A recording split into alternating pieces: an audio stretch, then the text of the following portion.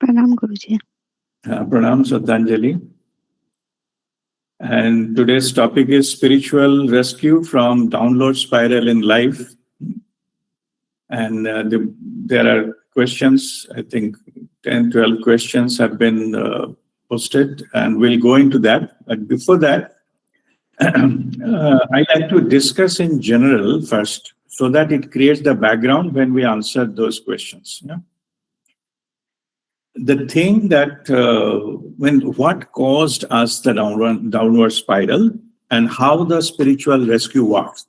First, let me give you that mechanism first. Then I will answer specifically those questions. It is basically this background is important to understand that when we answer them, so that we need not to go too much detail there.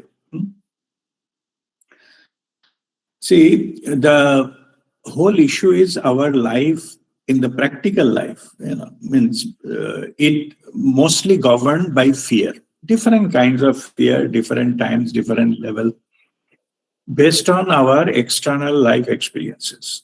It can be happen in the childhood or when we were young, or we were in the society or in the family or into the system, by the law, or by the in general from any other source. We have different types of experiences, and though mostly negative experiences that create the fear.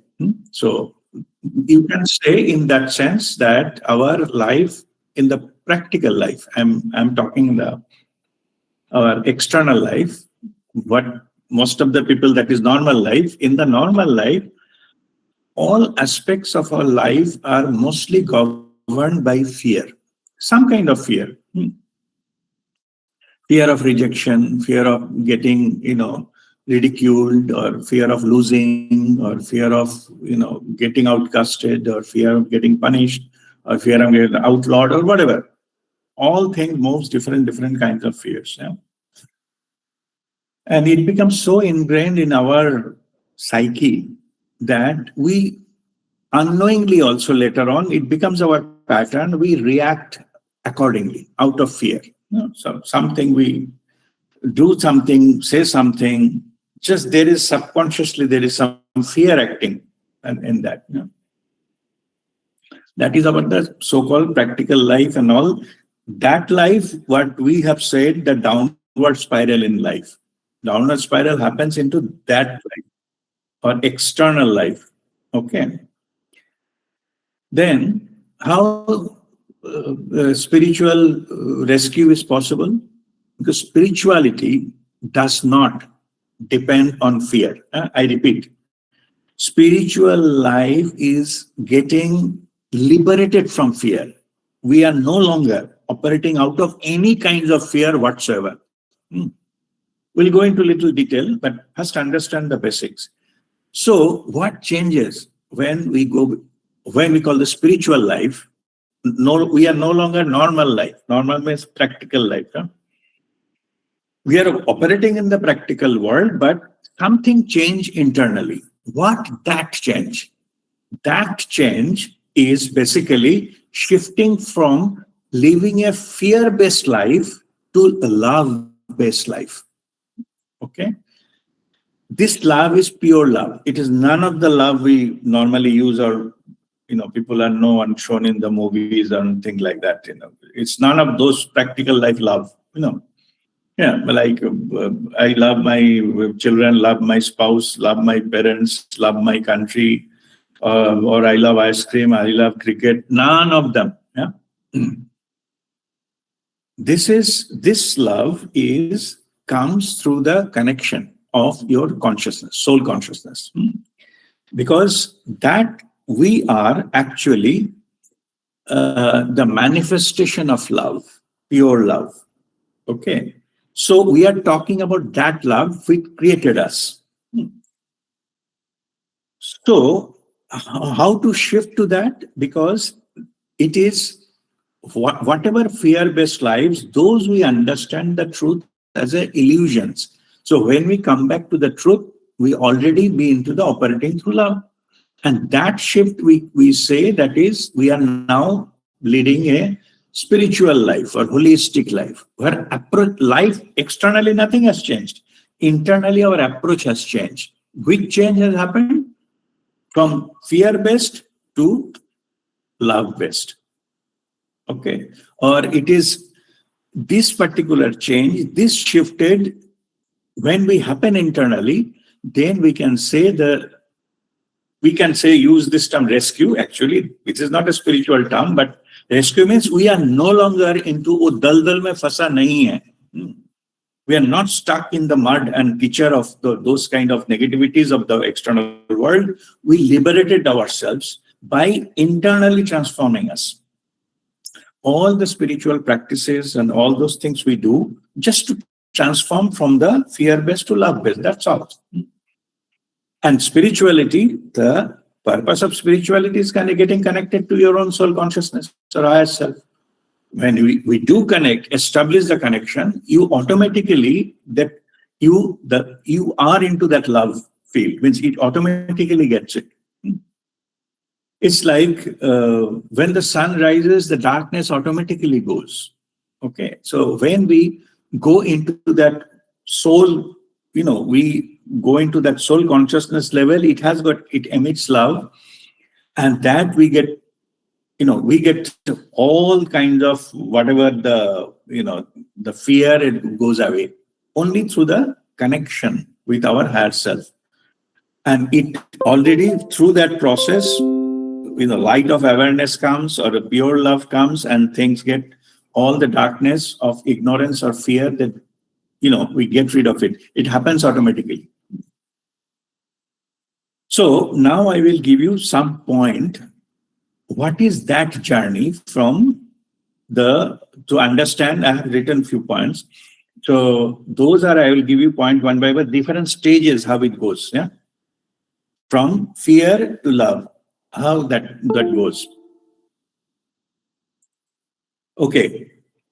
So permanent solution or so-called rescue, to get liberated all kinds of fear injected by ego. Okay, I didn't explain today during this. This injection of the fear is done by our own ego, nobody else. Because as we already discussed many times, that how ego controls us. Ego controls us in three ways. Either it create any doubt in our mind. Is it okay for me? Will it be good for me? Or what is there for me? How I get benefit? Some doubt. Or it logically convinces us this is the right thing to do.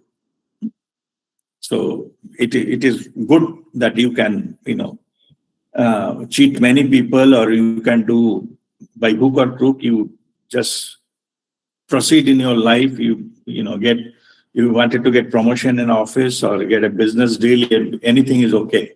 This kind of thing where ego injects, like logically convince us good thing to do, or ego convince us something not to do. Like what will happen in the spirituality and all the work, that is for the old age. Yeah? So you are still young and it's still happening to you.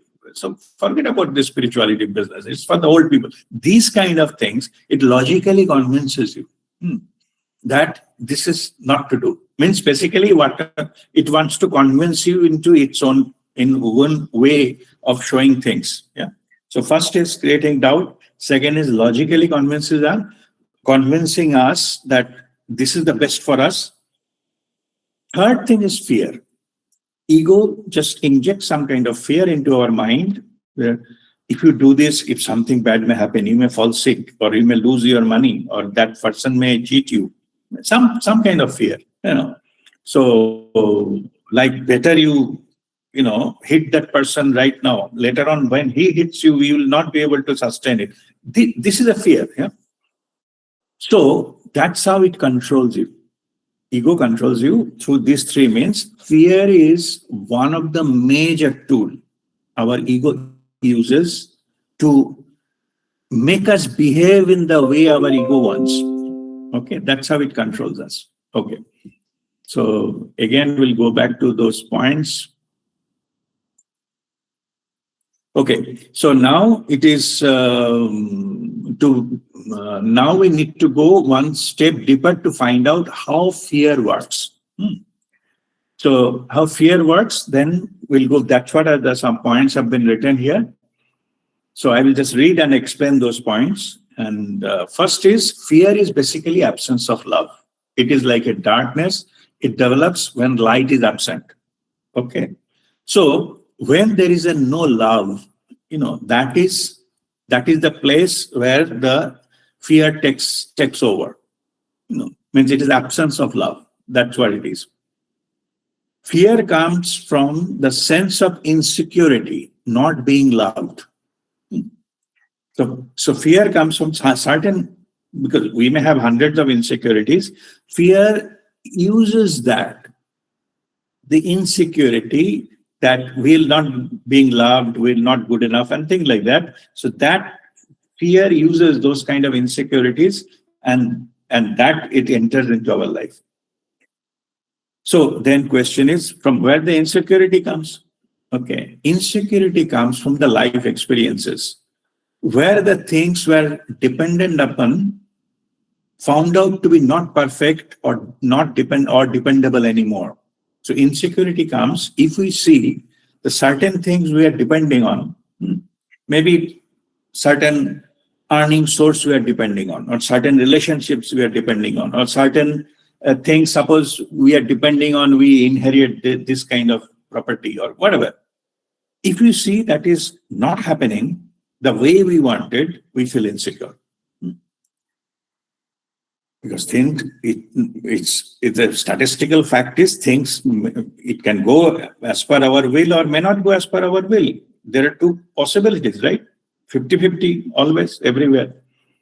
But when we see it is not happening as per the way we wanted, or the way we expected, or way we thought, or way we deserve, or what is our right, then insecurity comes.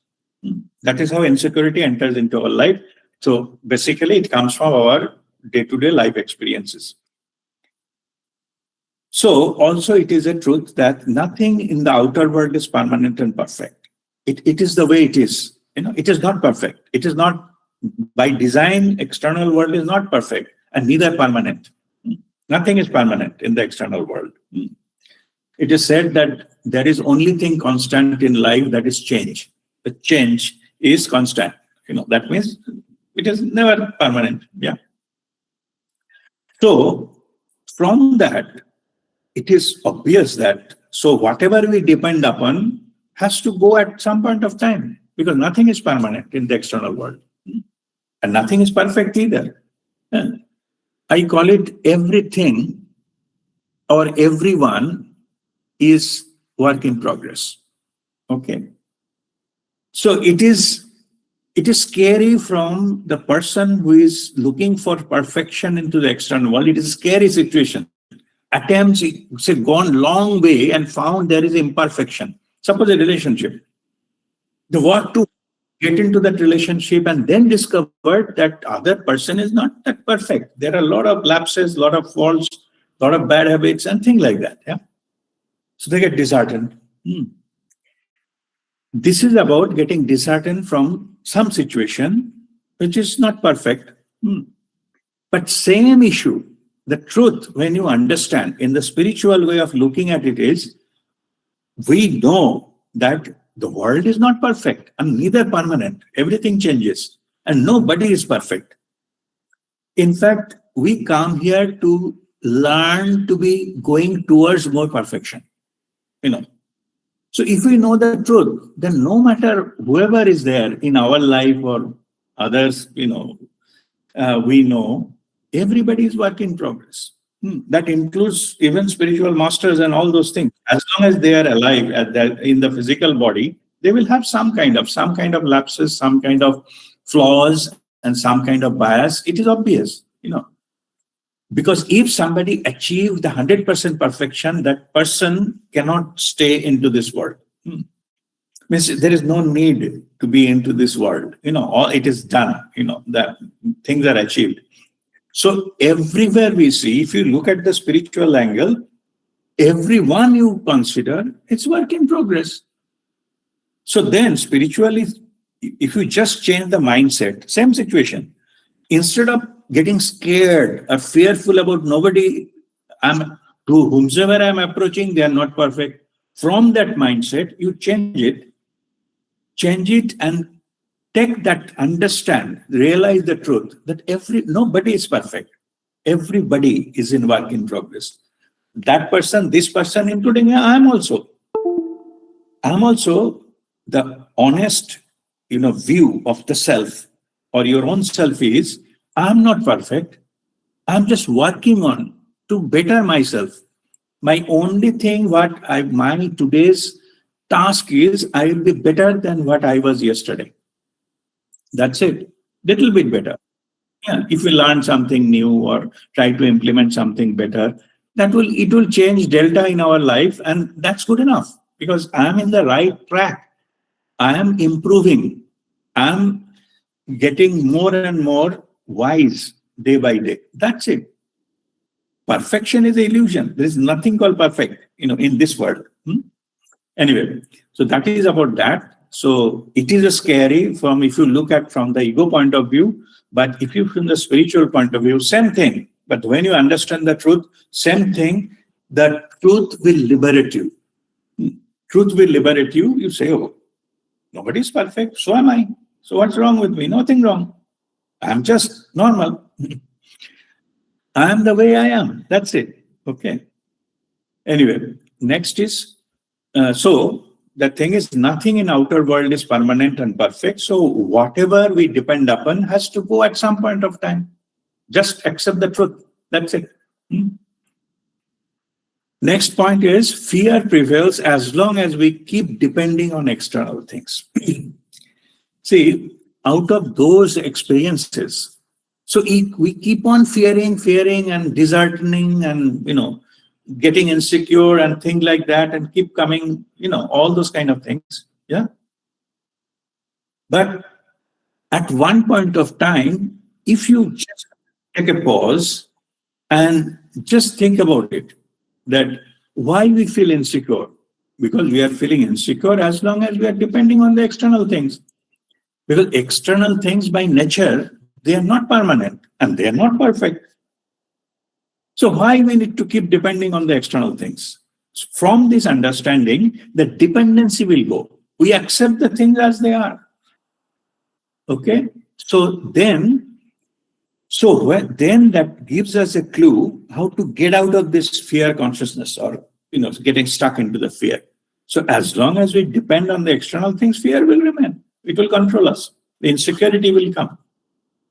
But when we accept the things as they are, including the, not perfection, less than perfect, it's okay. Then you get that fear cannot control you anymore because you accept the truth as it is. Yeah. Next is to overcome fear, we need to find out something which is permanent and perfect. Okay, here comes about the reference. So whenever we see that, so question is why in the external world it is, imperfect, because this is not permanent, they keep changing. So question is now, then we start looking for, is there anything which is permanent and perfect? And theoretically, if we base our life based on that, which is permanent and perfect, then fear cannot enter anymore. We just shift the dependency from this thing to that thing, what we need to find out, which is permanent and perfect. Here comes the spirituality. Okay. At this point of time, you are inviting spirituality into your life. So when we base our life on our own soul consciousness or higher self, which is permanent and perfect, it knows everything. If we do that, able to do that, then the ego gets dropped automatically. because ego get annihilated, because we know ego doesn't get any kind of, usko bhav nahi milta. Nobody is entertaining ego anymore, so it gets dropped. And when ego gets dropped, the fear goes with it. Because one of the tool of the ego was to instill fear in us. No? So if ego goes, grip of ego goes, then it is, fear goes with it. So in other words, the root cause of all fears is illusion of separation from our higher self. The truth is, we've never been separated from our self or soul. We are incarnated part of our soul. We are physical representation of our soul. But just we have our own experiences, we have given a free will, and it is concealed from us who we truly are, which is the soul consciousness. To have the experience, that's it. But when we take birth, we don't know who we are, and that we feel we are something different. There's nobody else is there. This is an illusion. And this illusion is root cause of all fears. Because we don't know what is soul, what is our consciousness. I never heard of it, I never talked to it or something. It's in the lower level, that is the reality. No, never. Why? Because soul wants to give us our own experiences through our free will. It does not interfere. It is in witness mode all the time. As it is witness mode, it doesn't interfere us, doesn't stop us to do anything, or talk to us and instruct us to do this, do that. Nothing. It's just witness or protect. If we do severe harm, then it will somehow it will make sure we get protected. But otherwise, doesn't interfere into it. It's in the witness mode. So it doesn't come across any time where it can happen. So I have a table.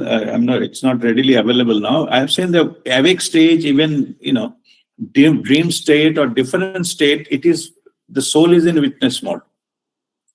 Only soul got interactive when we are able to control our mind. We stop the thoughts in our mind, or we internal silence, which is called stillness of mind. When we achieve that state, only in that platform soul uses for us to get communication. And that state can be achieved through meditation, and it is called Turiya Avastha. During Turiya Avastha, we get connected to the soul, and that time communication possible. So the question is, now I reverse that whole thing approach.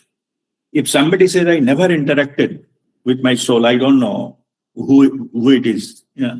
What it has to say, what it is work, and what it knows.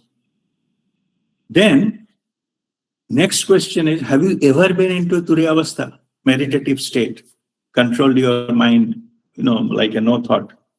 If you have not, then you did not create the environment where the communication is possible. That's why we don't know. Okay, so that is the practical approach to understand that why we didn't know about this.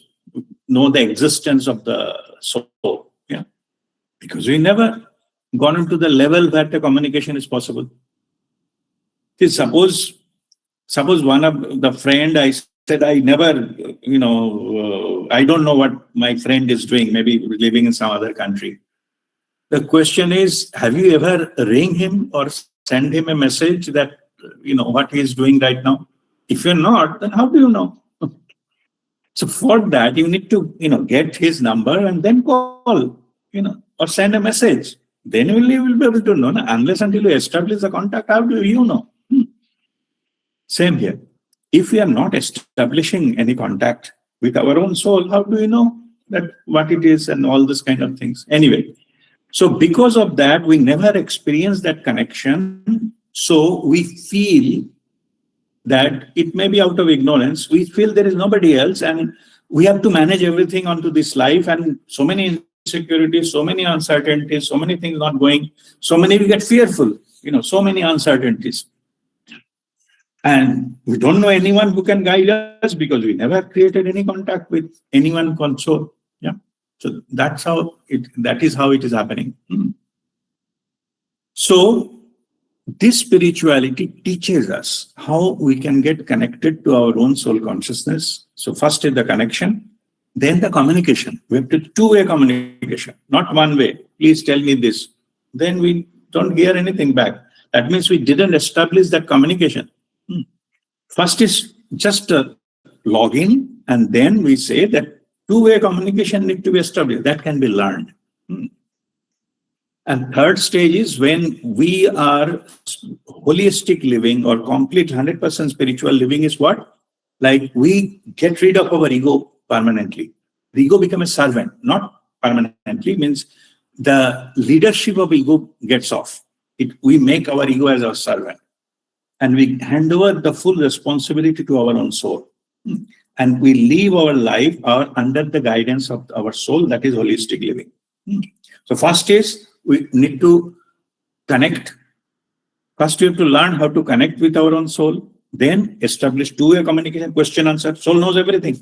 It will give all the answers we need to know. It can guide us everything, whatever we are asking, including our future, including possibility of which is the best offer for me, and to whom we get married, and some children what they will study in the future. Everything the soul can tell us. Yeah. Anyway, but we need to. There's two-way communication, and when one point of time will come when nothing else to know or everything, anytime we can call and ask, then we voluntarily, if we surrender ourselves to our higher self, then soul takes care. It can guide, but only on request. It will not automatic. That is if we fully synchronize with the soul consciousness, and that is called holistic living. Okay. So when that happens, then we imbibe that love of that, our soul, which we are made of.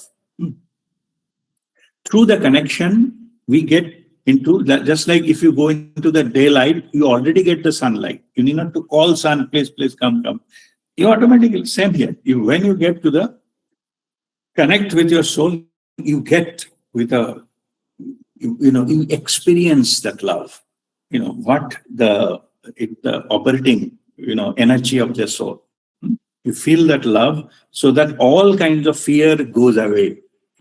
So now I'm just reading that sentence again. The root cause of all fears is illusion of separation from our higher self. That's all. So that means it gives us that the clear understanding to how we can get rescued from the downward spiral in life. Just establish connection with your higher self, soul, or spirituality. Then you will get that all fears will go away, and you will get the assurance, connections, and all those things. You will see the future and all those kind of stuff. No insecurity, no uncertainty. And pure loving energy you will experience. And that's it. Externally, nothing will change. Yeah. Don't think that something will magically, all these things. No, they will not change. Your approach to the life will change. Whatever you are thinking, those are problems. They will not seem to problem anymore. They are just like another feature. That's all. Okay. Once we make our higher self the fountain of our life, the sense of everlasting security and protection return back into our life. Because soul is permanent, it is, and it is pure, it is 100%, and it is our own. We are not to import from anywhere. Then that gives, we can experience the power of our soul and get the everlasting security and protection return back in our life. We are no longer fearful of anything or anyone. Yes, the people are different. We may get harmed by something or someone. We know how to deal with it, how to protect ourselves, and all those kind of things. Yeah. And this way, we get liberated from, this fear permanently. The fear-based living permanently. This is the way. And as you know, that we have given our, operating principle of our group, how to operate into this world. There are 4 principles we have given. I'm just repeating now. It is given in our I think Facebook group, the banner, and several times we discussed. But this is now I'm just repeating here what that life looks like. 4 aspects. First is protect physically.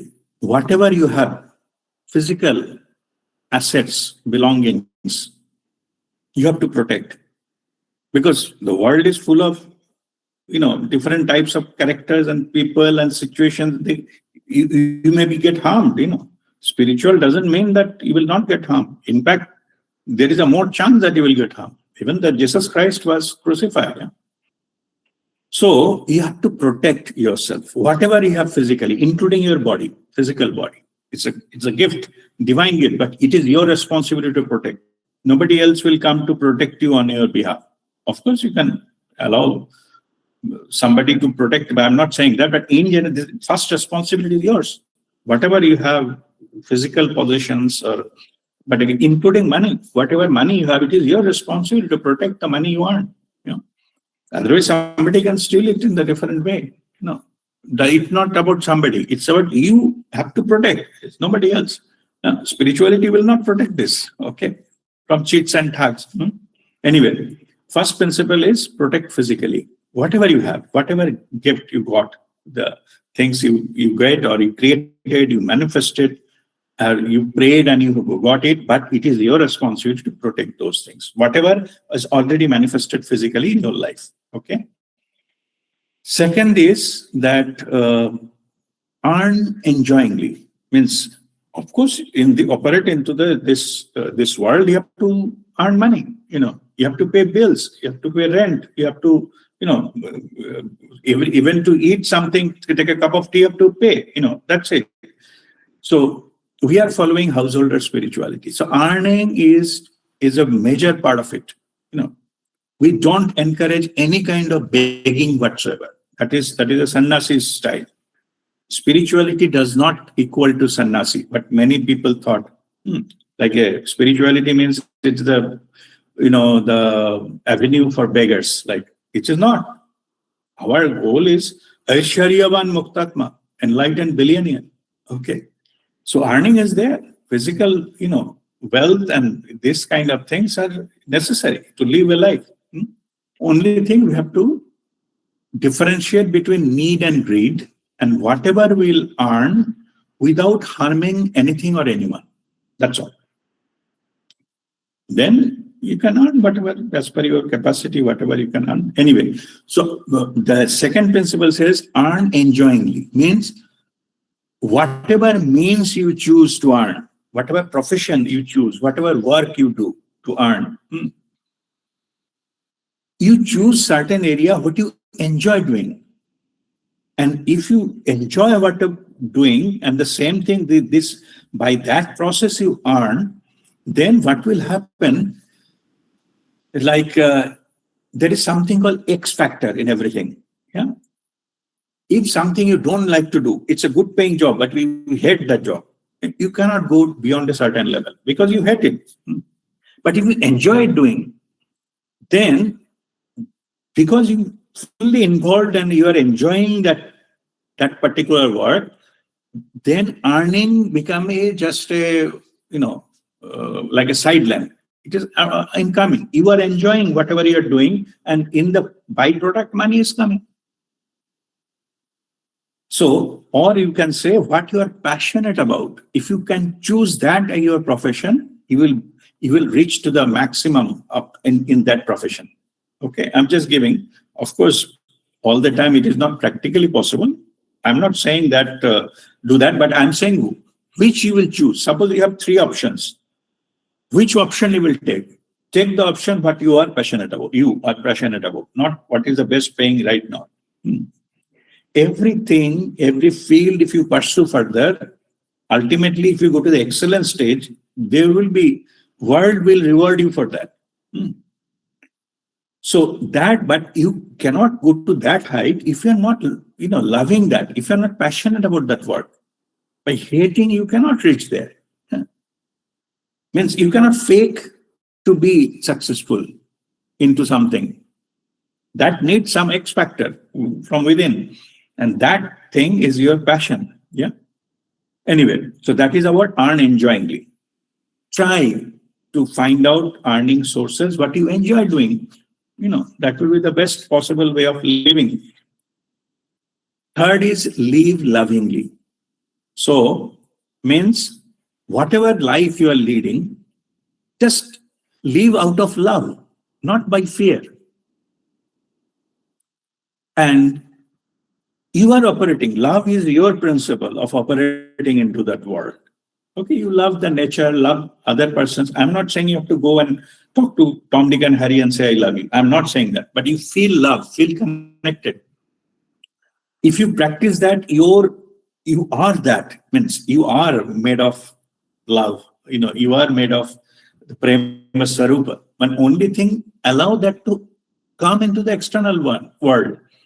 So when you just do lovingly anything, and the world will give it back to you. The same thing. It is a mirror. If you operate through love, you will get love. You will receive love. It is also said, if you smile at the world will smile at you. It is so true. It's a mirror. So if you change your operating principle, live lovingly. I'm not saying live exotically. I'm not saying live like a winner. I'm not saying that. Those are ego things. Stuff. Whatever you do it lovingly. The love has a power to attract. Because everybody is made of that. And that way, you will means tune into certain power, but you cannot achieve there by faking it or demonstrating it and wearing a costly clothes and driving like a exotic car, and nothing will happen there. It is something it will come from within, and that is the thing. Okay, so live lovingly. And last one, here up to here, what it comes, then many people ask, see, what does that mean? We will not try to get a better job or try to get like a earning more, or we have to, expand ourselves. If I'm in business, I have to grow the business and all. Of course, we will do. Principle is no harm to anything or anyone. But if you operate from love, and it is a fact that in the external world is full of negativity. To be precise, it is full of selfishness. External world. Selfishness is not a crime into this external world, But in the spirituality, the selfishness is the power which makes you higher. But all of us, we are not tuned into that field. We are working here. We see a lot of selfish stuff. Everybody is trying to for their own, at the cost of, by hook or crook, at the cost of others and things like that. That you don't do. Because what will happen is, then your understanding, you become one of them. So, from where the urge, from coming to India, to grow to more and, go for higher, and from this urge, from where, what will you do with that urge? If you are not running behind money and property and things like that, positions and that, then where that urge will go? That urge, which is coming from within, that you put it into spirituality. You grow in the spiritual field. External world is limited. It's called private limited. Means you, after a certain level, you cannot grow further. And there are, 6 aspects what you cannot go. Means you cannot have an unlimited skill, you cannot have unlimited success, you cannot have unlimited position, unlimited wealth, nothing. All are private limited. You can go a certain level. If you go little higher than that, then system will drag you down. It will not allow you to go beyond a certain level. Suppose, as for example, I'm saying, you are a very powerful country, you are the leader of that country. You have the huge,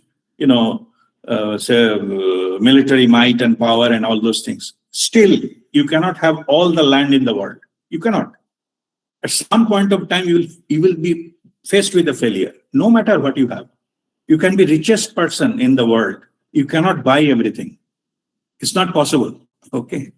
Something, somewhere, some system will come to check you there. Yeah, by comparison, you are better than others, but that doesn't mean that it is unlimited. Yeah, you will be limited somewhere. That is external world. So from where that urge will go? That urge, you put it into the spirituality.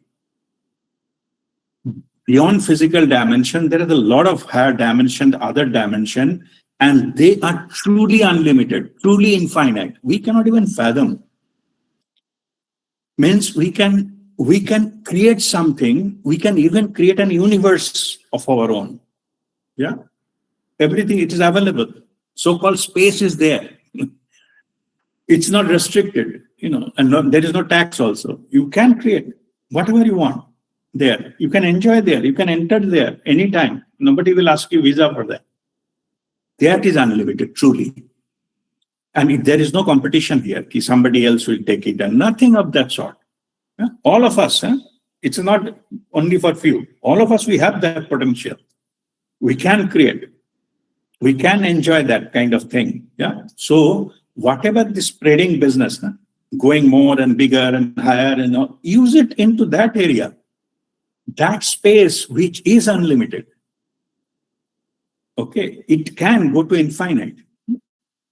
Truly, it can go to infinite.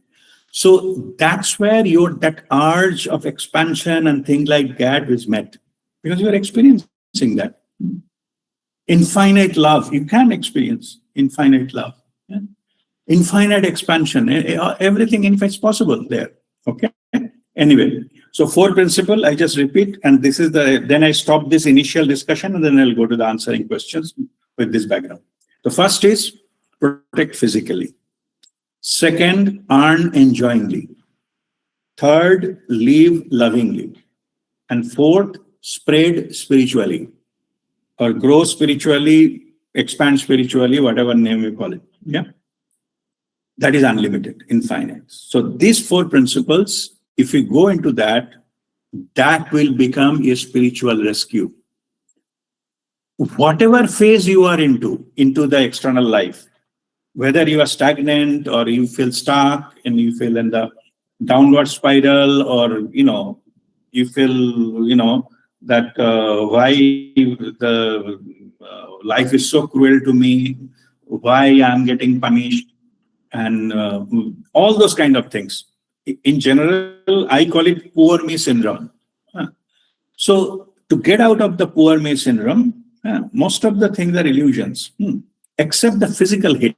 Like if you get hit, met with an accident, you feel physically hit, these are basically genuine. But other than physical hit, most of them are mental. You feel that you are not getting whatever you deserve. These are all feeling, right? So anyway, so this mode is called poor me syndrome. That from where you need to reverse the journey, take the U-turn, and that is sky is the limit. So there is no end basically.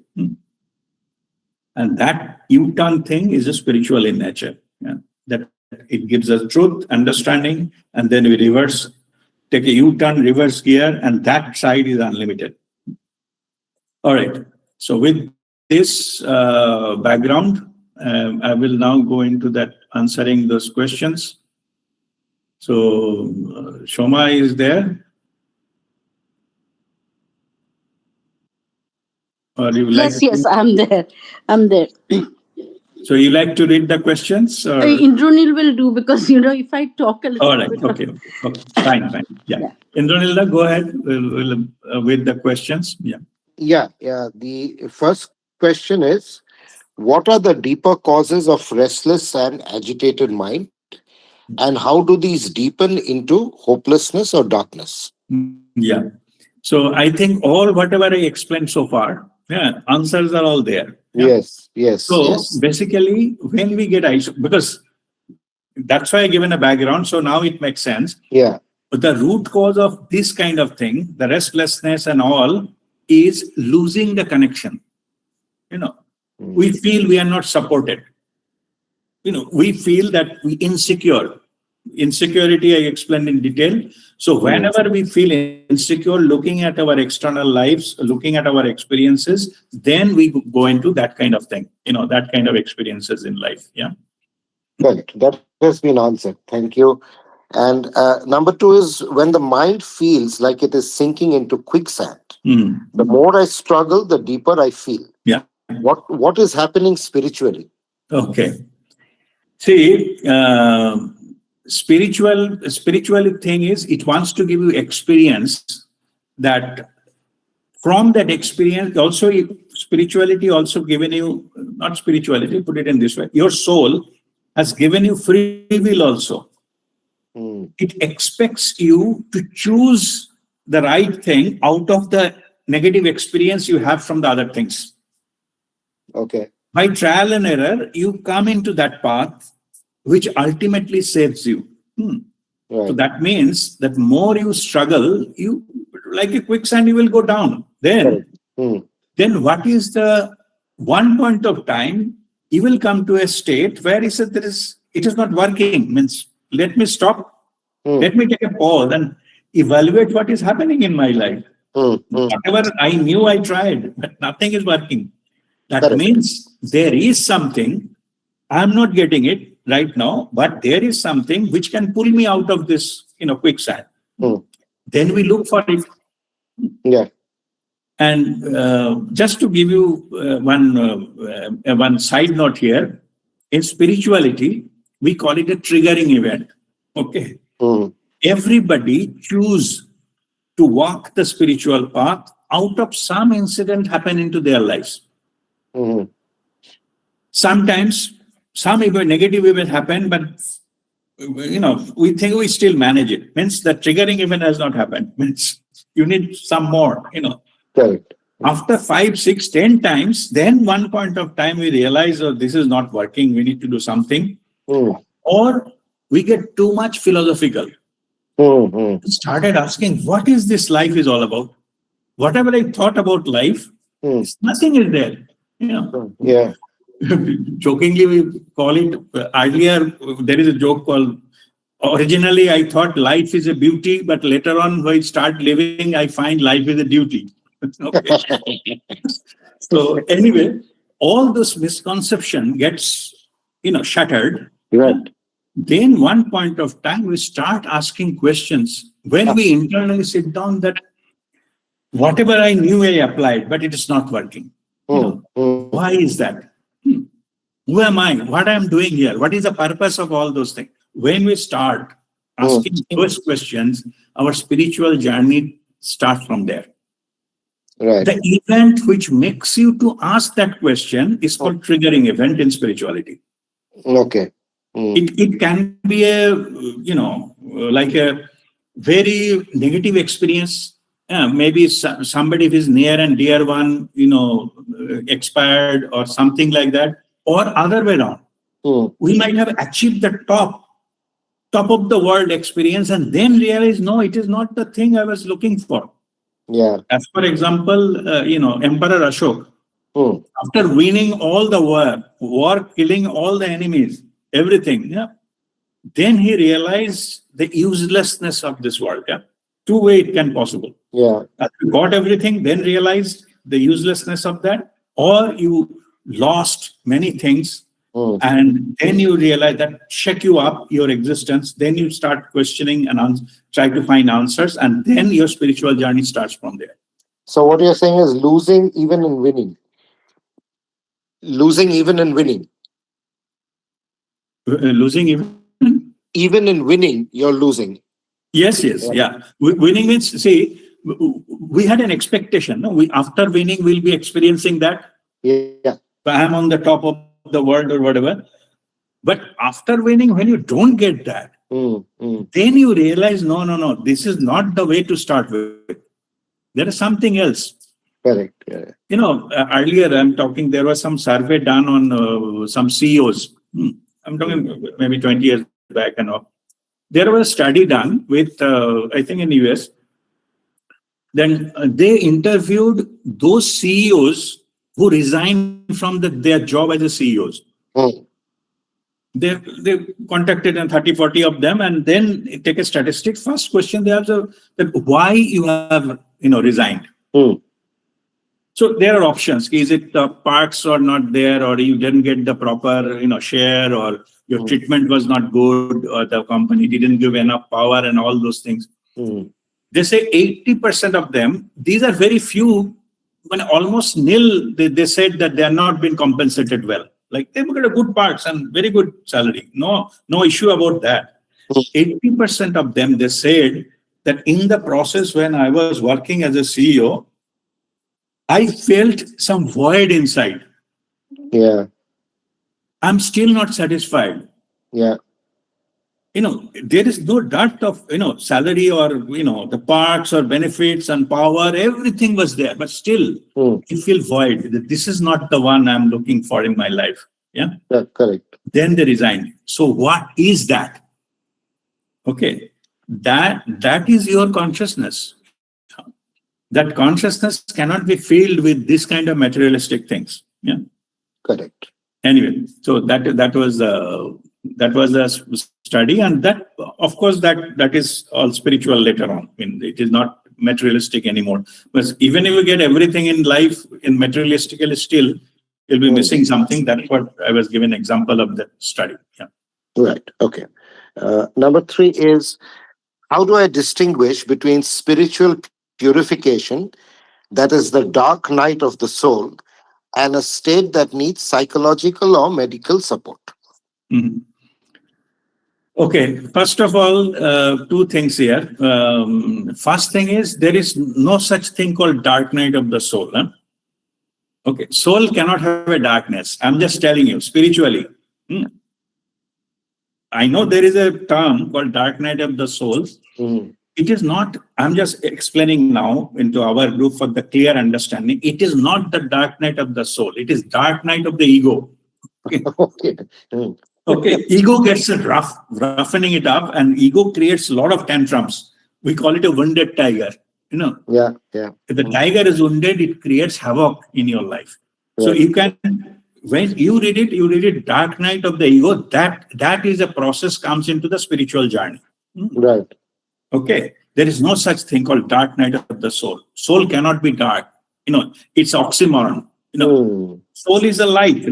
Correct. Yeah. Love and light. It cannot be dark. Yes. Your whatever experience is, your soul is not experiencing that. Your physical body is experiencing that.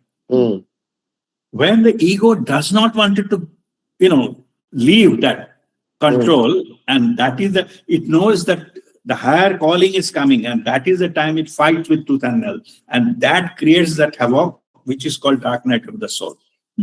I see. Okay. So what was the second part of that question? Second point was, how do I distinguish between spiritual purification, forget the dark night, and a state that needs psychological or medical support? Okay. No, that's fine. So there are, again, the second part, what I'm going to say is, this process, if you are not aware, okay, your guru will know. Take help of your guru. Guru will be able to guide you through this process. Okay. Because ego wants to claim you back, Yeah. And during this, only a guru can guide you properly, so that you won't go back into the trap of the ego again. Right. So basically what I am saying is, it almost certainly does not need any medical treatment or psychological treatment of any such thing. Guru will give you the truth that this is the process and that it happens. Okay. Then Guru can guide you, show you, haath pakad ke leke jayega. No issues. Yeah. But only thing is, you have to trust your Guru during the process. It is also truth, also fact. Many people in this particular stage, they fight with their Guru also. Okay, they fight tooth and nail and say all bad things about the Guru. Who do you think you are, and all those things. You don't understand what I'm suffering. Yeah. Bloody hell, why I have learned so many things from you, and I've given you so much thing, and you did this thing to me, like that. Yeah. Try to defame but all that. I'm just telling, and all the Guru, they know, because they know what they're going through. Okay. So So, they are passionate. They will wait. They will not take anything. But what I'm saying is, this is a dangerous period. Only that the guru can, guide you properly. But why I mentioned about this period also, they can have very bad feeling about the guru, because ego tries to claim it back, and this place, many people, they get dropped from spirituality also. okay. Okay, very common. Means okay, they got dropped. They said it is no longer working for me. Why I need to suffer so much things and all those kind of things. All Yeah. whatever I learned, these are all bullshit. Yeah. Okay, So, they lose that thing. It's okay. When it happens, but only thing, if you give, yes, it is painful, but pain is not created by spirituality. mm, Because it is not, it itself is not negative. How it can create negative thing in your life? correct. Okay. Basically, I'm saying how light can create darkness in your life. Right. If light is not there, darkness will come. But light itself cannot create darkness. So as soul. Right. Okay. Anyway, so if that the guidance are taken, then only they, come out of it. And they pass through. No medical treatment. Nothing is needed. Right. Just my layman point of view on Hmm. this is, see, medical attention often is the easy way out. Okay, I feel it is the quick fix solution. Spiritual solution needs a bit of effort. So I think that is the reason people mostly resort to the medical aspect first. Yeah, no, your point taken. What I'm saying is, if there is some medical condition that need to be addressed medically, that's a separate issue. Okay. What I'm saying is, the dark night of the soul does not create medical situation, Mm, mm, but there can be some physical effect you may have because of multiple reasons that you need to mm, treat physically. See, our physical body needs physical treatment, some right. chemical into our body, something needed. Okay, Mm, that mm, can be given. right. What I'm saying is, it is not linked to dark night of the soul. Got it. It linked because of maybe your physical body is tired, it is or frustrated or depressed. Yeah. It has got it releases some kind of toxin into a chemical into the body which need to be treated medically. Yes. But I'm specifically talking about the process of dark night soul. Mm, That recovery process is spiritual. okay.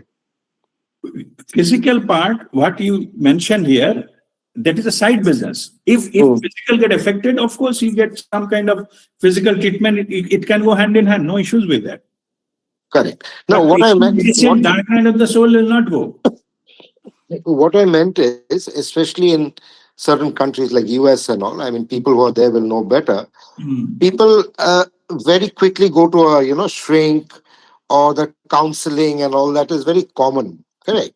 So that spiritual aspect is not taken care of there. It is like a quick fix. That's a mental condition, not a physical condition. True. What I'm saying is, going there, this is also part of the trial and error, what I was mentioning about. Try. Yeah. Yeah. If it really gives you permanent solution, okay, Mm, then mm, why not? Go ahead. But statistically, that is not the case. mm, mm. Of course, you can say it gives a illusion of a solution, True. but this is not permanent. Okay, that's why Yeah. some point of time they get dropped and they come back and things like that. Try again, something like that. But there's nothing wrong in trying. Means it's okay to go into and find out the way, think like that. Yeah. Yeah. Right. I'll move on to the next question. Yeah. Yeah. There are moments when prayer, mantras, and meditation fails to bring comfort and the heart feels numb. What should one do or hold on to? Yeah. First, you understand why it does not happen. Hmm. Why there is no result happens. I'm just explaining that. Hmm. This, if that happens, then surely the surrender has not happened. Yeah. Okay, Hmm. the trust has not happened to the divine, to whatever spirituality or higher self. The trust is missing. Okay, and that is the reason, the reason you get into this kind of experiences. Yeah. Okay, if you have a trust, no matter what's happened, you can still, go through. Correct. But again, here your ego comes and tells you this is not working. Why you are, unnecessary. That's logically convincing you.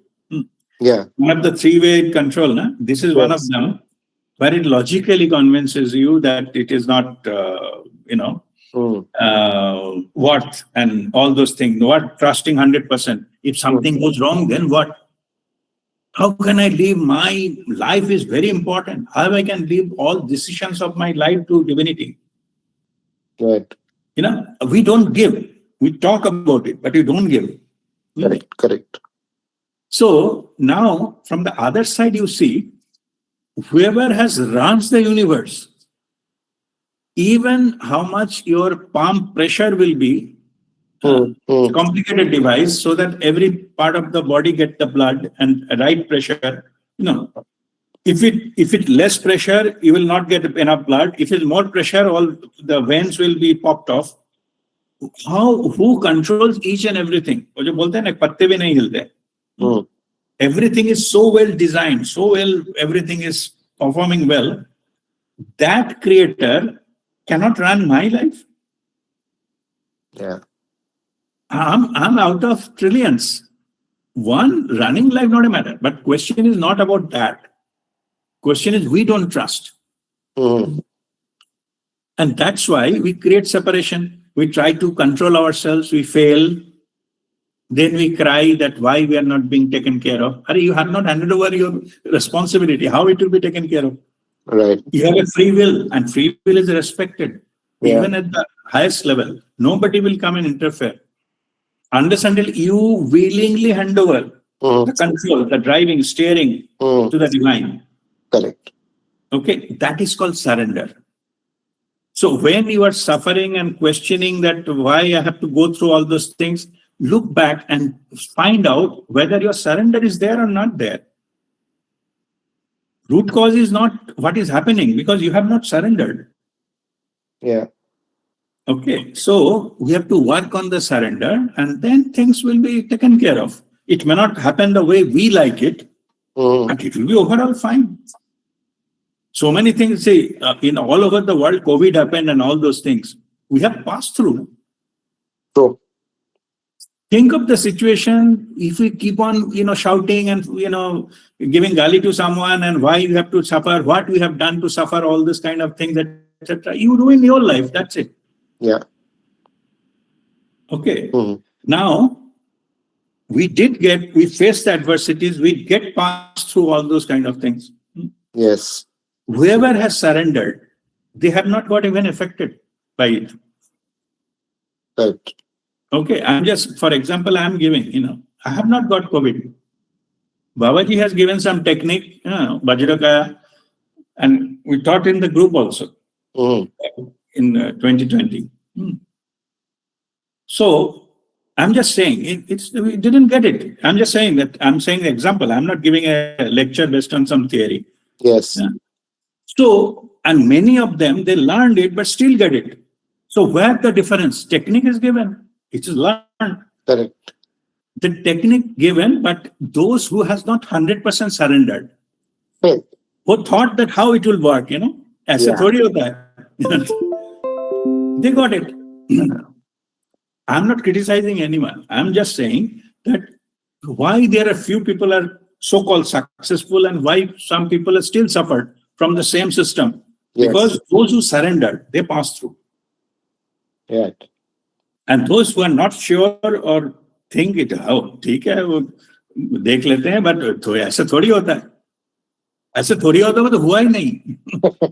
Actually नहीं हुआ. Because if the doubt is created, it will not happen. It will not manifest.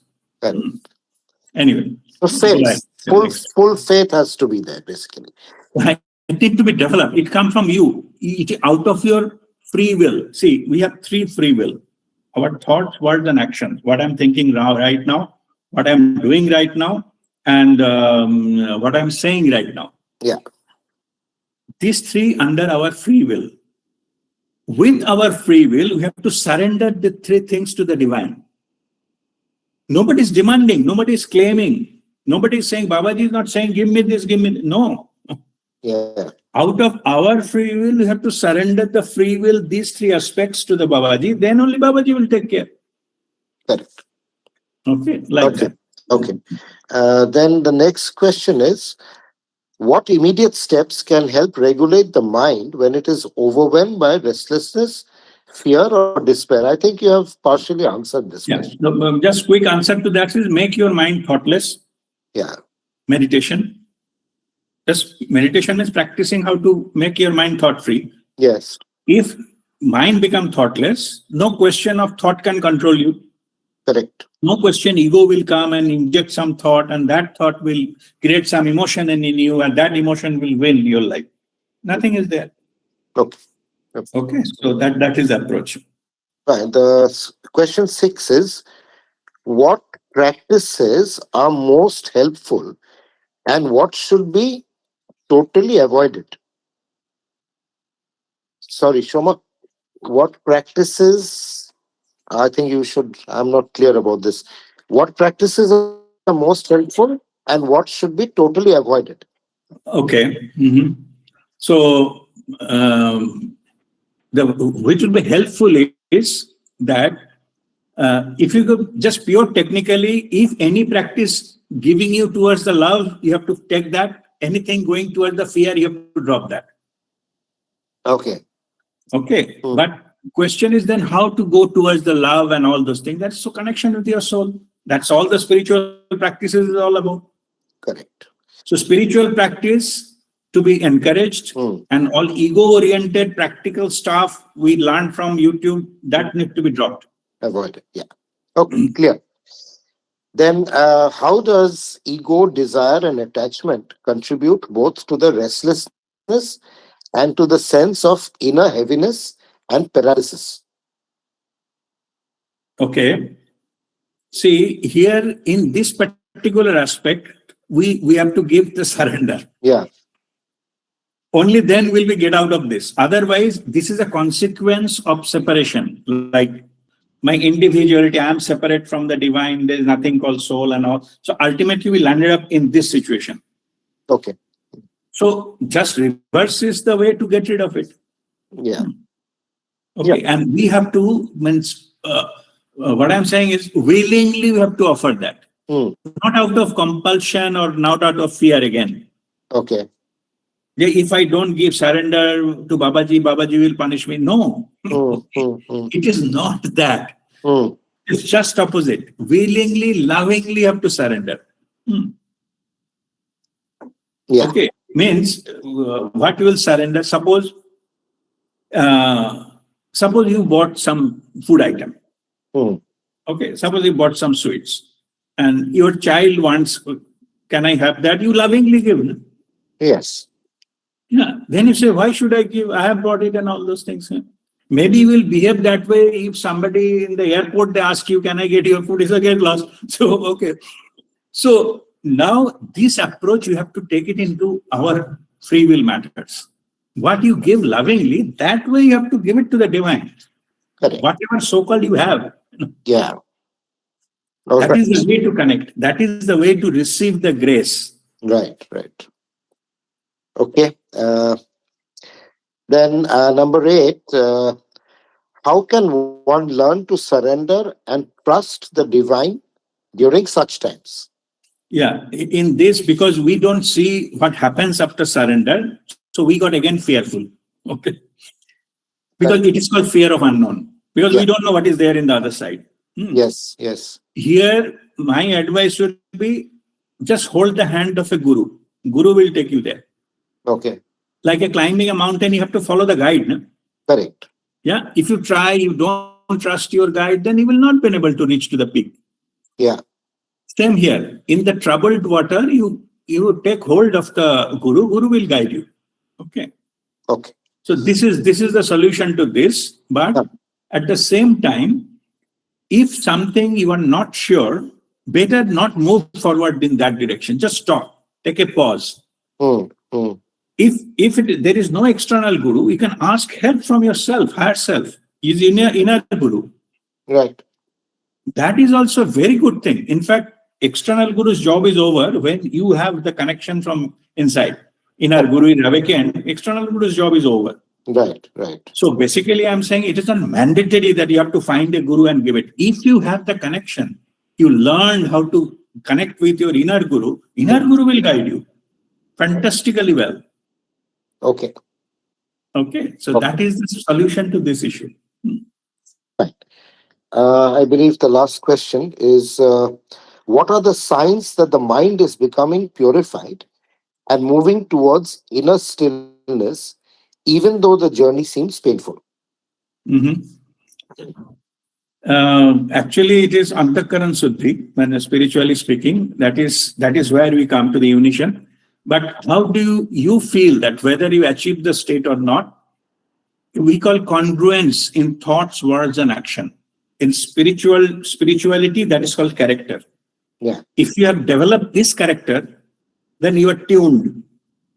Okay. Means you check whatever you are saying, exactly same thing you are doing, and same thing, whatever you are thinking, same thing you are saying, and same thing you are doing. Then Right. it is all in congruence. Okay. But if you're thinking something, saying something, doing something else, then you belong to that category where all we came from. Yeah. Okay, so when this congruence has come, and you don't hesitate even to talk something in front of any audience, then you understand, you come to that equanimity. Means you come to a state, then you are not able to think, oh, last time did I say this thing or that thing, or what picture I give it to them last time, so that I need to make sure that when these kind of thoughts get evaporated completely, means you are all the time, you are tuned with the truth. Whenever you are sharing the truth. So you need not to bother and think about what you said last time, to whom and what. Yeah. Okay, so that means you get liberated from it. And this comes only when you achieve the congruence in thoughts, words, and action. And it is called that you have achieved your character. In spirituality, character is nothing to do with the morality. Okay. Yeah. Yeah. Character means your thoughts, words, and actions should be same. Yes. Even if the thought is to kill someone, you should think about killing someone. You're saying, I will kill you, and then you kill it. Okay. That's called congruence. Okay. Very good. I think it's done from Shoma's side. Shoma done, right? Right. Anyway, And other two questions, I think, asked by Lovely. Lovely, you are here in the group. Oh, yeah. She asked a question. Two more questions. I think I added. I don't think she is in the group. Let me see. What are those questions? You read up to which question? Number 9. Number 9. Yeah, 10 and 11. Yes. These two questions. Okay. That question number 10 is: can the trauma experienced during our childhood or later be overcome by spiritual practice like Nirmal Kriya, followed by meditation when done regularly? Okay. See, first of all, let me give you some little bit idea that what trauma means. Yeah. Trauma is actually a Greek word. It means wound. And originally, it was the Greek used this term for the physical injuries. When everybody, the battlefield, the people get wounded, and the warriors get wounded, and also that's the trauma came from there. But then later on, it shifted to the mental thing also, like a mental, loss, sense of loss, and emotional wounds. Yeah. So started with the physical, and then it come mental and emotional wounds. All the kinds of wounds are called trauma. And there are different type of trauma, of course. So that basically it is some kind of wound, some emotional wound. If it is happening something in the childhood, it's called childhood trauma. And then it is through some experience it's happening, like some during medical treatment, somebody undergo, or some accident they have undergone. That is called the trauma of that accident. And like negative, shocking experiences they suffered, and that forms that this trauma. So now question is about that. What is the second part of the question? It is that what are the signs that mind become? Can trauma experience during our childhood or later? Yes, that trauma can be experienced from childhood. In fact, there are childhood trauma, and can, or later, any time of your lifespan, trauma can be there. Even during birth, there is a trauma. Coming out in the world, there is a trauma, and that's why it is called after taking birth, the child normally cries. Yeah, but he experiences the trauma. Anyway, be overcome by spiritual practice and all meditation done regularly. Yes, the trauma can be overcome by the spiritual practices. Then how it works? Let me explain you this process. The trauma is basically the psychic impression. I'm not talking spiritually. Yeah, I'm not going into medical. Okay, I have just collected few medical information. Let me give you all these things. So suppose somebody's trauma, I just downloaded it from the net, how they approach the trauma. So first they are saying, I'm just giving the medical part first, and then I will go into the spiritual explanation of that trauma. So how they treat trauma? So first they say that establish safety and stability. Create routines, prioritize rest, develop grounding techniques like deep breathing to calm the nervous system. Second, they are saying the process experiences in therapy, learn the new coping skills and process traumatic memories in a safe environment. So if certain environment create you the trauma, then shift yourself to another environment which is safe, and then the healing or then this treatment can work. Otherwise, if you are still same the same environment, it will not. Third thing, they are saying the body-based approaches like gentle rhythmic movement, like your walking, yoga, dancing, helps to release the trapped energy and repair the nervous system. Then they are advising that avoid numbing. Numbing means like stay away from alcohol or drugs, as they hinder the long-term healing. So numbing means we go ease on the nerve, so it loosen the nerves things, and that has been done by alcohol or drugs. So they say avoid that, because that will not cure that your what is called the trauma. It relaxes you a little bit by changing the nervous chemicals, but otherwise it will not have a long-term effect. Next, they are saying build connection, seek trusted friends, family, or support groups for validation and understanding. So build connection, grow friendship. Don't just confine yourself to alone, and then the trauma kind of thing will be more deepen. So you try to be more social and things like that. That's what they're saying. The patience and self-compassion. So recognize that healing is a gradual phase process, and be kind to yourself. Don't make a target. I will go out of this within 1 month and all those kind of things, because if that target didn't meet, then you will feel frustrated again. Yeah. So just take it easy. Start doing things. That's more important than rather than achieving some kind of goal within a particular time frame. Yeah, that's what they're saying. Okay, now that is the thing they are saying. They are the key aspects. Now they say that medically there are some therapeutic techniques are available to address the trauma. So one is called cognitive behavioral therapy, CBT. It helps to change the unhelpful thinking patterns. It's changing the thinking pattern. That's called CBT, cognitive behavioral therapy. Another treatment that normally the therapists they give is medical, the professional they give is eye movement, desensitization and reprocessing, EMDR. uses guided eye movement to process the traumatic memories. And there is some eye movement kind of stuff. By doing, there is a medical technique, they can release the traumatic memories. The short form is EMDR. Third technique, there is somatic experiencing, SE. The technique is focusing on releasing trauma sorted in the body. So because different parts of our, the body, they absorb that kind of energy, and there is the releases got some somatic experiencing, they release them. By releasing, they got some cure. In that, they also say self-care and coping, how to maintain that. Therapy is taking one thing, but you have to maintain it. So they are medical professional, they are suggesting the self-care and coping, how to deal with it is mindfulness and meditation. Good, that is spiritual stuff.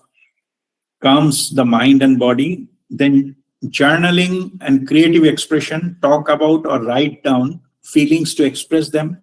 More you share, more it loses the grip in you. More you become silent and try to absorb, it becomes very painful. Try to release it, or you write it down. That you need not to show it to anybody, but once you bring it out basically from within you, then it helps to get out of the trauma. Then nature and hobbies, gardening, listening to music, and spending time with nature, that also can help. So these are all whatever that the professionals, I downloaded that trauma therapy, and these are the things that they got. Now let me tell you the question what is asked about the spirituality. To understand that, see, all these traumas are basically the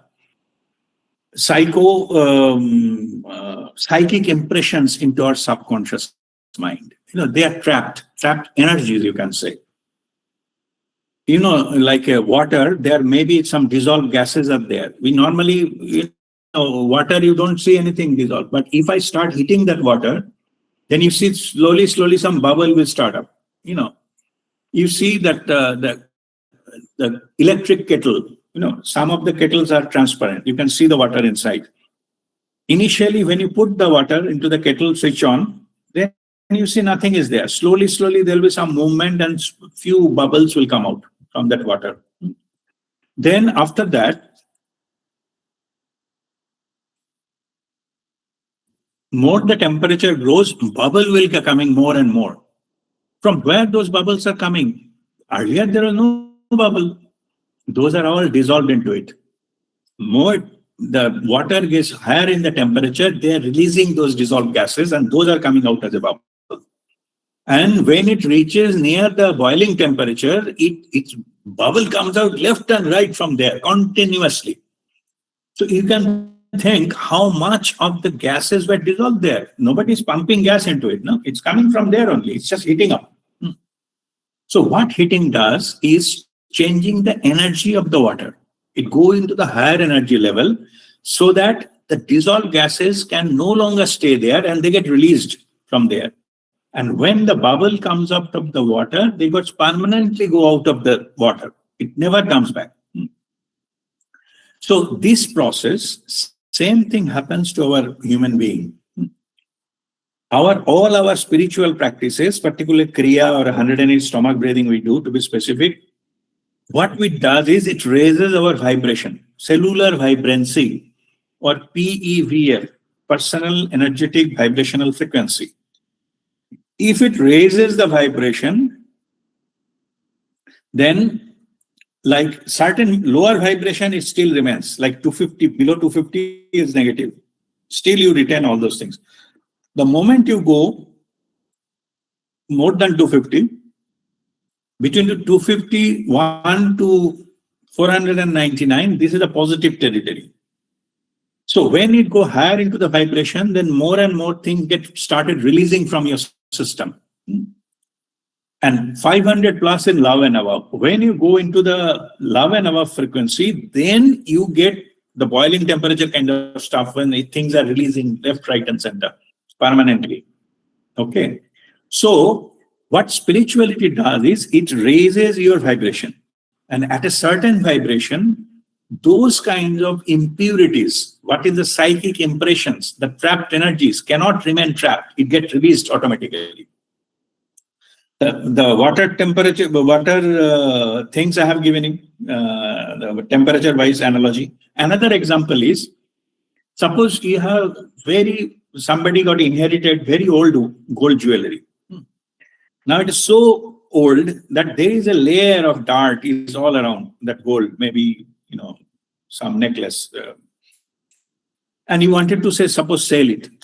You will give it to a jeweler. What a jeweler will do, jeweler will take it, that thing.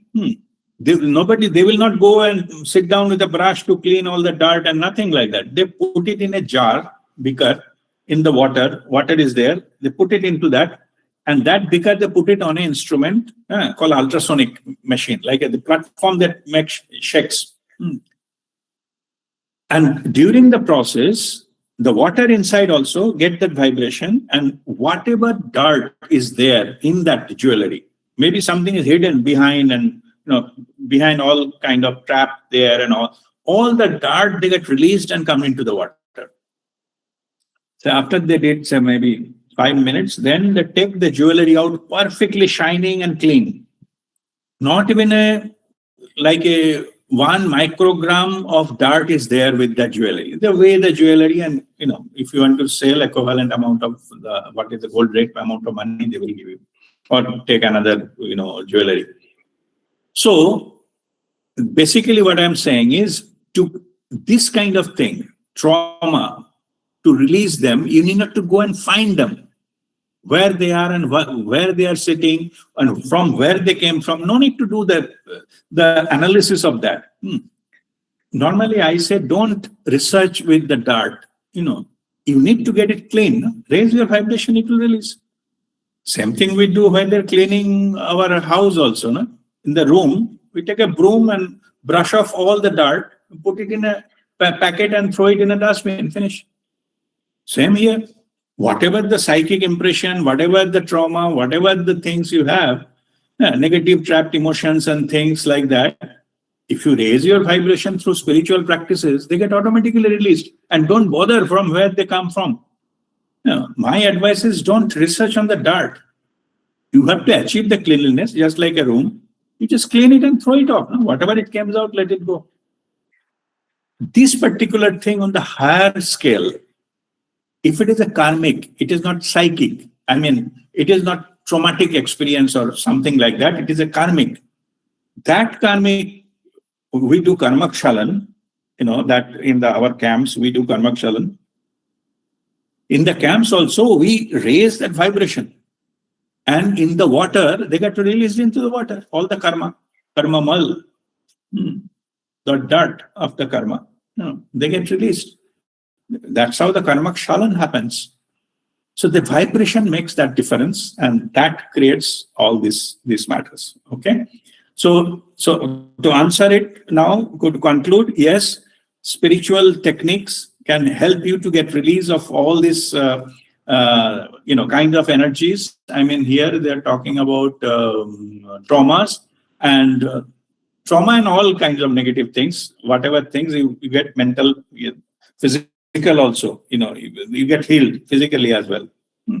So some area is paining and all. If you raise your vibration, that pain will disappear. This kind of things happens, and spiritual process, it heals you overall.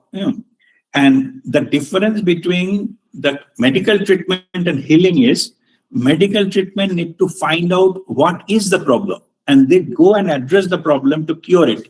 Whether healing, they raise your vibration, and wherever the problem is, it gets released. So that's why healing does not need the diagnosis. Medical treatment needs diagnosis, but here healing does not. It raises overall vibration, your mind, body, that health, automatically comes back in the higher level of the vibration. That's how it works. Okay. All right. The last question is, why do we suffer from anxiety? Okay. So let me tell you what the anxiety is. Anxiety is a mental disorder, and it is characterized by a fear of a situation in which sufferers expect to feel embarrassed, judged, rejected, fearful of failure, etc. Long-lasting anxiety can interfere with the daily activities such as work, studies, and relationships. Okay. So what is anxiety? I will read it again. Yeah, I have an article written. I will post the article into the group. I will not discuss too many things. It's all given there. So first, anxiety is a mental disorder. What kind of disorder? It is characterized by a fear of situations. It has got a fear about certain situation in which the sufferers expect. Sufferer thinks that they may get embarrassed, they may get judged by others, they may get rejected by others, they may fail, whatever they are trying to do, the person may fail there.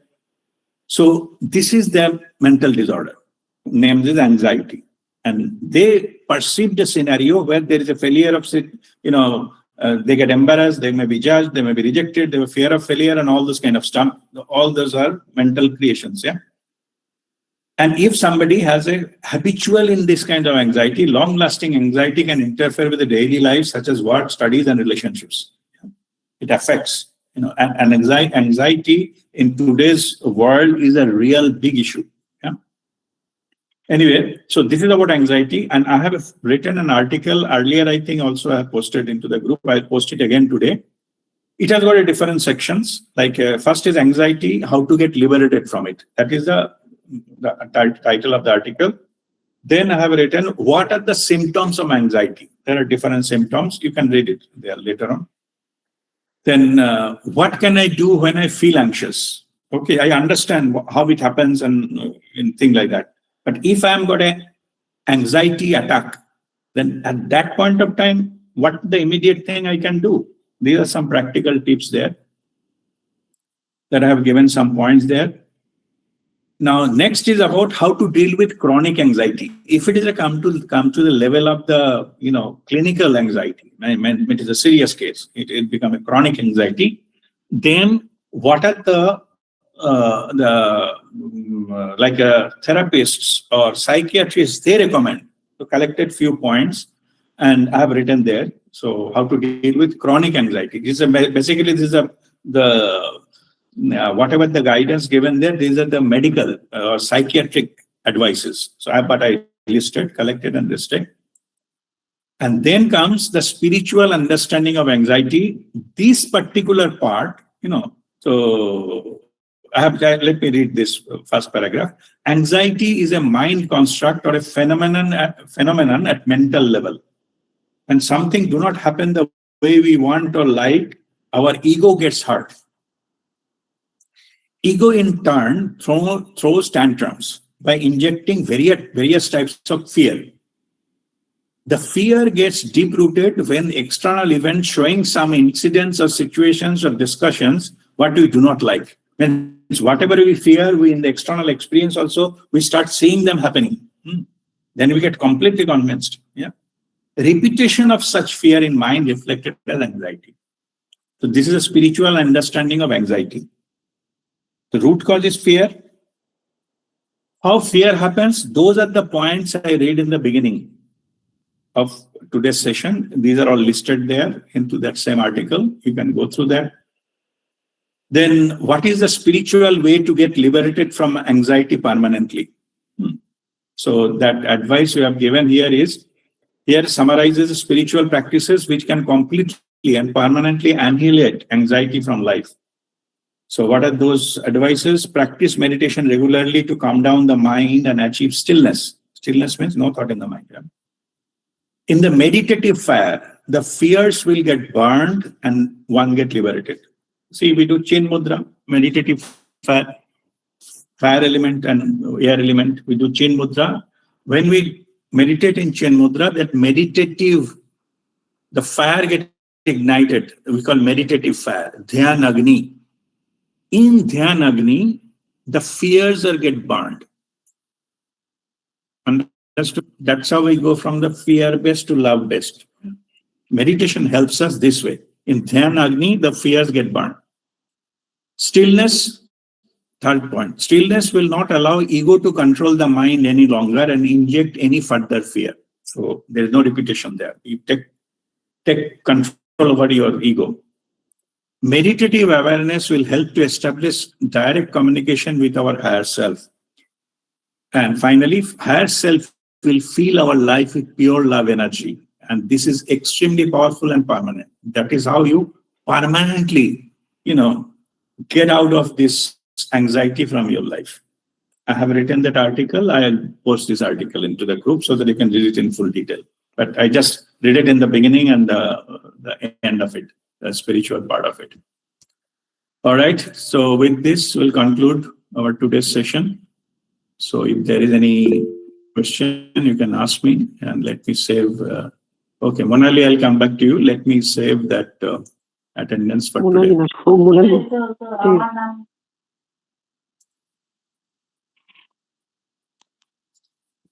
ঠিক আছে।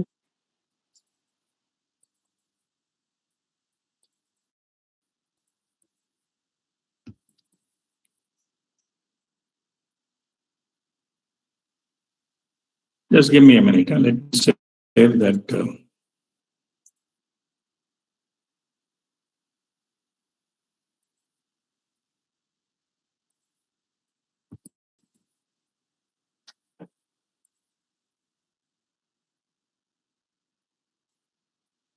All right.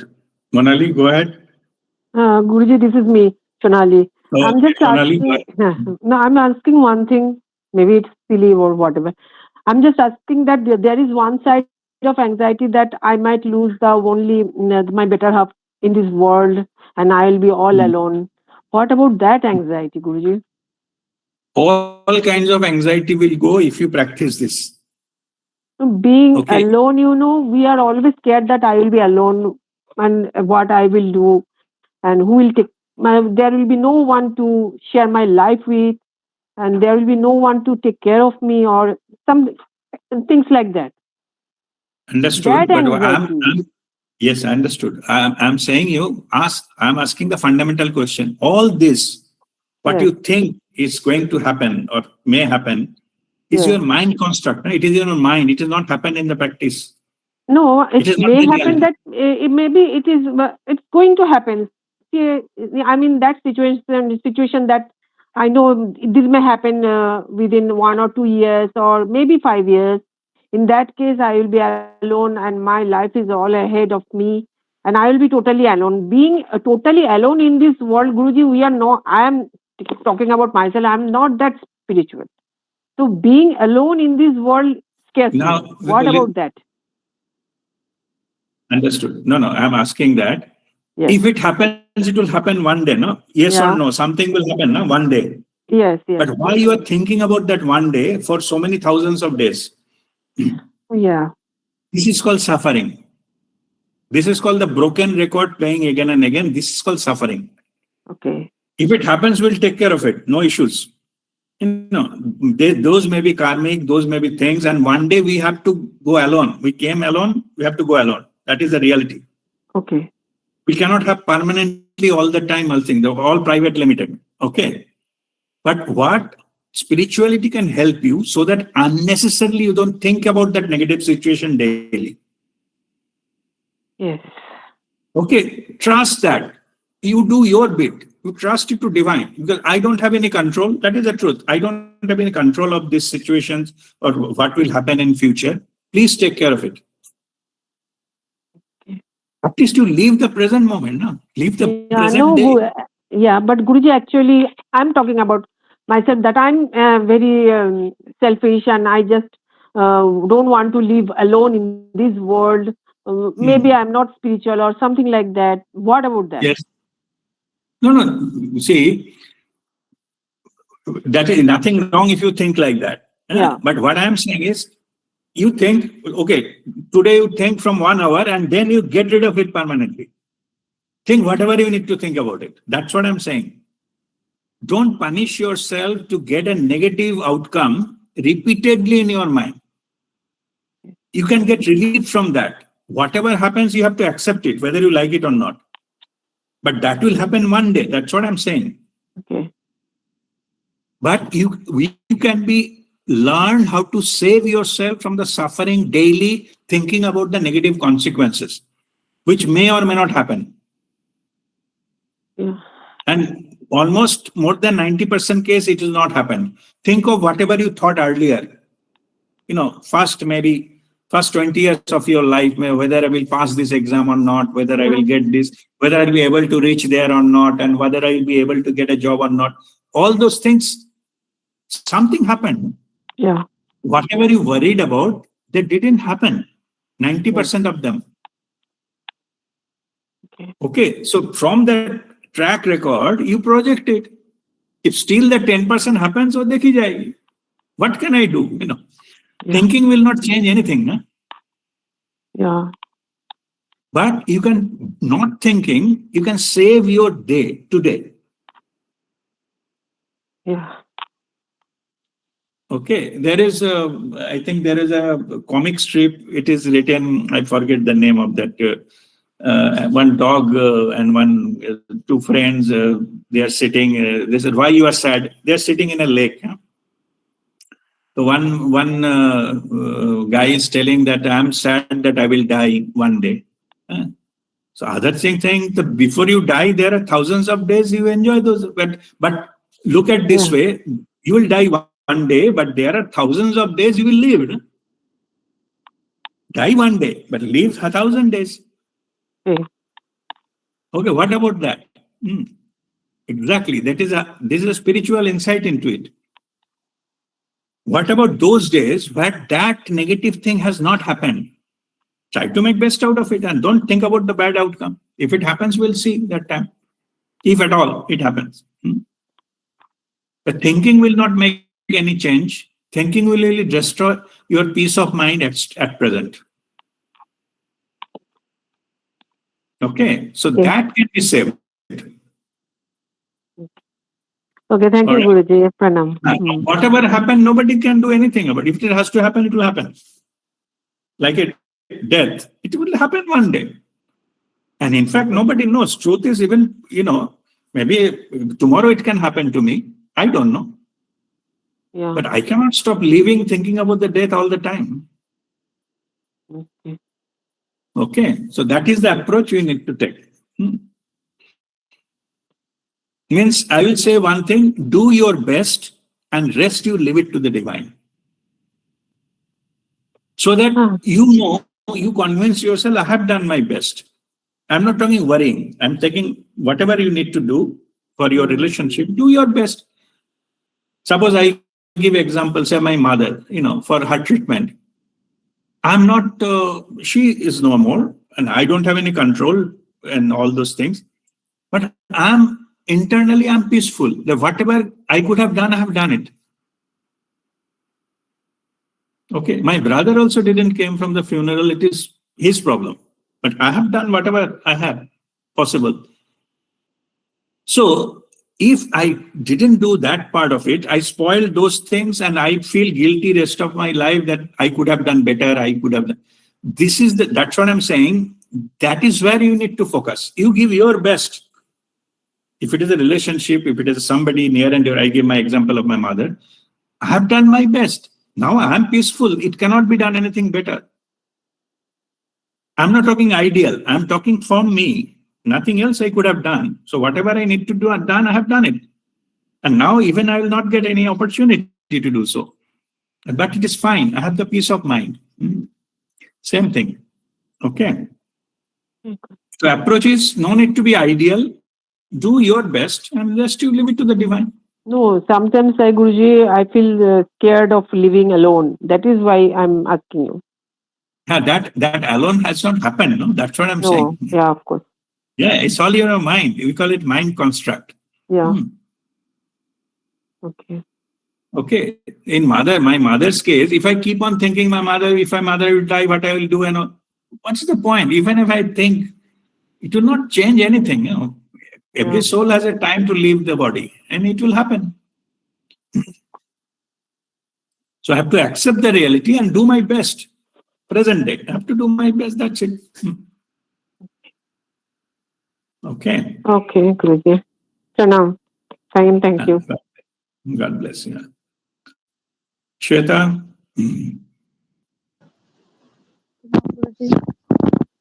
Guruji, actually, I do not have a question, but really want to thank for this session. It was like grace is constantly uh, flowing. Okay, God bless you. Hmm. Thank you, Guruji. All right. Then, Shoma, you have. Thank you, RPA, for addressing my questions. I could not speak, and thanks to Indran, he said that he's going to read out the questions for me. I have, before I have one question. There's this quote I just now found from Marcus Aurelius. He says that it is not death that a man should fear, but he should fear never beginning to live. Yeah. I think that is quite apt for, the Mhm. insecurities and stuff that we have. Right, right. Yeah, yeah. You see, ultimately it landed up with you have to just accept the truth as it is. The root cause of or all unhappiness, all trauma, all anxiety, all the emotional breakdown, etc., is that we expected something that did not happen. So it is the expectation which caused all those things. That's why I give a formula. Happiness is inversely proportional to the expectation. So higher your expectation, less your happiness. So if we are not happy with anything, maybe any negative emotion you take, sadness, anger, or like frustration, whatever. Why any negative emotion we feel? Answer is so simple, then people get shocked. Answer is I wanted something that didn't happen the way I wanted. Finish. Mhm. That's why. You may be angry, you may be sad, you may be frustrated, you may be crying, whatever. All negative emotions, root cause is I wanted something that didn't happen as per my will or wish or the way I wanted. Finish. That thing is called expectation. I expected somebody will behave with me like that. They'll talk nicely to me. They didn't. I get angry. Mhm. Something I thought that I will get that particular job, I didn't get. I get frustrated. I lose my confidence. I thought that, okay, that my relative will take care of me if I'm in trouble. When the trouble came, that relative is not answering my phone. I got frustrated. So all these things are about I expected something to happen in a certain way. It didn't happen. So if I control on my expectation, then nobody able to control me. I took that power to me. Like I don't expect anything from anyone. I will do whatever best I can without any expectation. That is how the spiritual masters live there. They don't, I call it, they don't even expect a thank you from anyone. Maybe somebody's life has changed.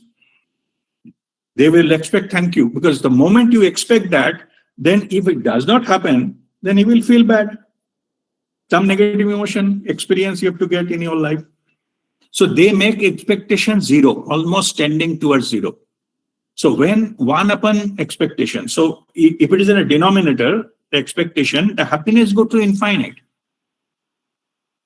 If you make the expectation zero, happiness become infinite. And that is the highest state of Sachidananda state, the joy, pure joyful state. That is a spiritual state. But there is no expectation from anything or anyone internally. I'm not saying they will keep saying that. They may not say anything, but internally they are like that. They operate life like that. Yes. Okay. And I think because what I remember is right from the childhood, we are always controlled through fear.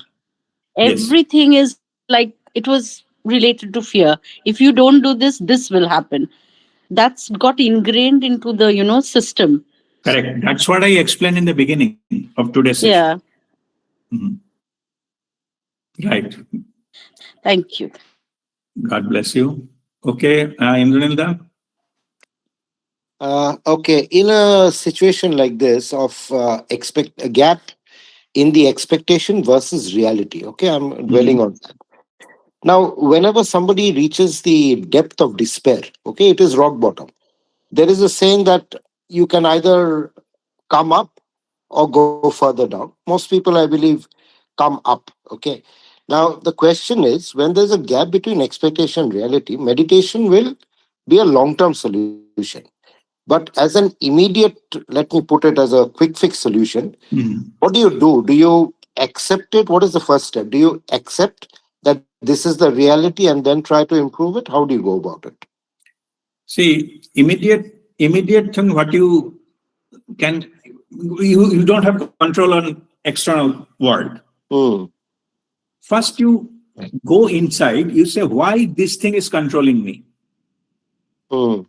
Means I go to that level. If you go to that level, somebody says, suppose say something bad words about you. कुछ गाली वाली दे दी. Hmm. First thing, you forget about, you don't have any control over that person. Hmm. गाली देते हैं, क्या behave करते हैं, you have no control. But you have control on yourself, right? Yes. You say yourself, I don't allow this person to control my mind. Okay. Okay. First thing you tell, no matter what happened, first thing you tell yourself, I will not allow. Without my permission, nobody can enter into my mind. They can do anything what they are liking. Hmm. You know the Gautam Buddha story that somebody came and abusing Gautam Buddha for a long time, and then after 15 minutes gone back, people are Yeah. saying, how you allow him to do that? वो Hmm. गाली दिया आपने कुछ नहीं बताया बोला नहीं suppose वो अगर गिफ्ट लेके आता Hmm. Hmm. तो गिफ्ट मैंने नहीं लिया तो गिफ्ट किसके पास रहा बोले जो लेके आया था उसके पास same here Okay. So first you have to focus yourself. First you say, I am not, I am getting, this person is overpowering my mind. Hmm.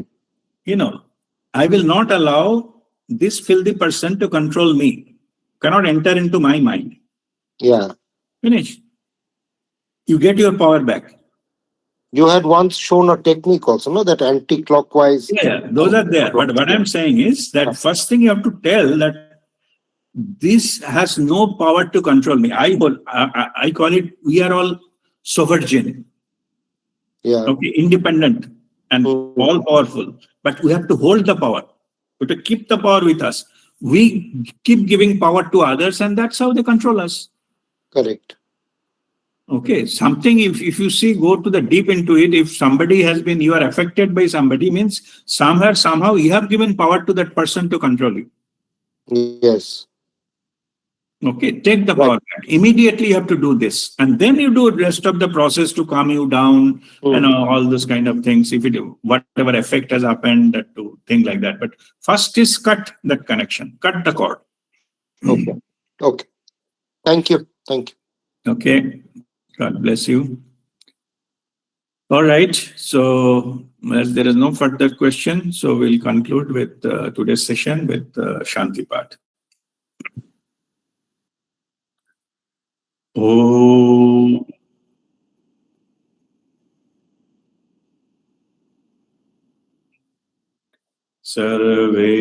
सर्वेषां स्वस्तिर्भवतु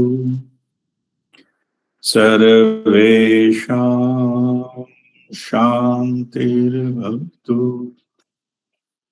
सर्वेषां पूर्णं भवतु